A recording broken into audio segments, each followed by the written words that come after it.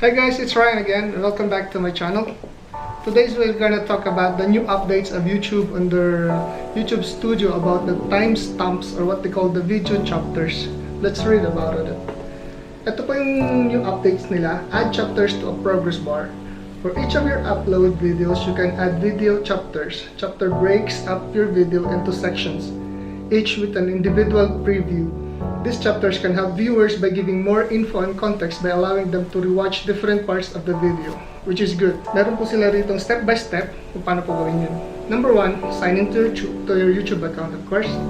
Then, go to your video that you want to edit. Select edit video under the video.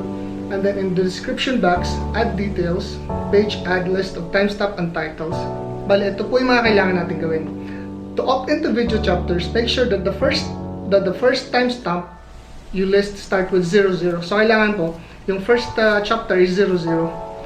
Tapos second, your video should have at least 3 timestamps listed in ascending order.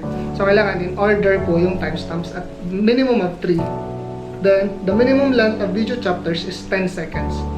So without further ado, gawin po natin. Try natin. First, you need to go to your YouTube account.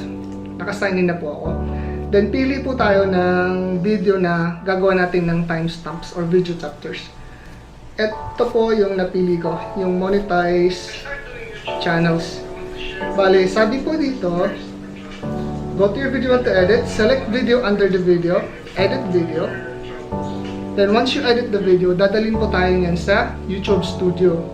Then from YouTube Studio, from YT Studio, under the description, this one, kung alin po yung pinaka may space sa description, dito po natin lalagay yung chapters natin. Let's title it chapters. Yan. Then sabi po dito sa instruction, it should start with 0000. So let's say 00. Okay. Yes. 00. So ang maganda pong gawin ngayon is open nyo po yung video nyo.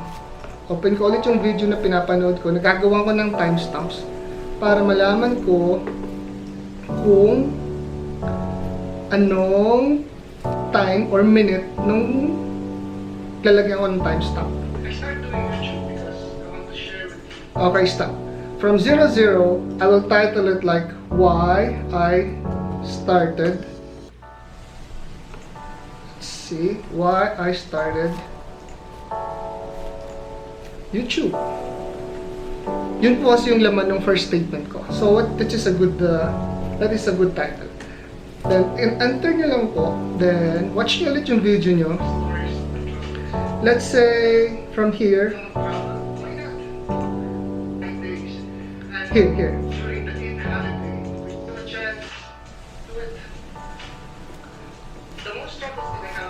1:55. So from 01:55, the topics that I'm talking about is when do I travel? So when do I travel? Yan. Let's check kung ano yung kailangan natin gawin. Let's skip it. Skip.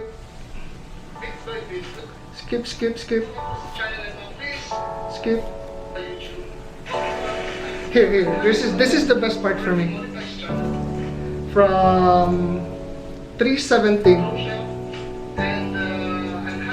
3:20. So from 3:20, make sure that you're making it like in time format. From 3:20, I announce in my channel or in the video that I am monetized. So I will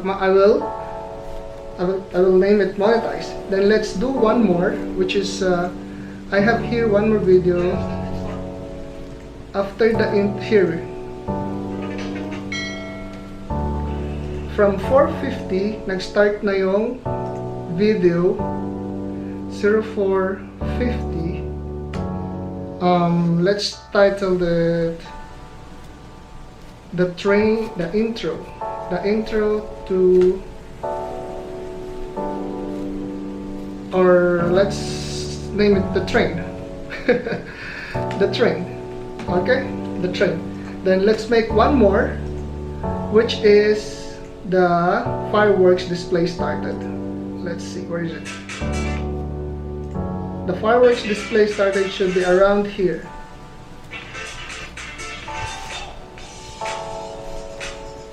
Okay, show it to me, come on. There you go. From 7:16, from 07 minute and 16 seconds, the fireworks display started. So yun. So bali ngayon, meron akong 1, 2, 3, 4. I have 5 video chapters or timestamps. What ang next steps natin, and next steps natin is save it. Then this one, you can close it now. After you save it, go back here and go back to your channel. Oops. And then let's check kung talagang effective yung ginawa natin. Let's go to the video. There you go. See? Yung time niya is already divided dun sa ginawa mong time chapters. Eto, naka-blue na siya. Pag naka-blue siya, ibig sabihin, effective yung ginawa mo. So now, from here, may title din siya, Why I Started YouTube from 00 to 152. Then from there, when do I travel? Let's click this. Magja-jump siya dun sa title na ginawa mo. So ngayon, ang audience mo is merong guide kung saan nila gustong manood. Halimbawa, meron silang na-miss na part na, oh, meron ka palang sinabi this minute. So, they will check your description and then makikita nila, oh, this one, when do I travel? So, i-click nila yon, makikita nila na, okay, di ba? Ang napakagandang information, napakagandang, what they call it, additional to YouTube videos nila. So, let's go to the fireworks display.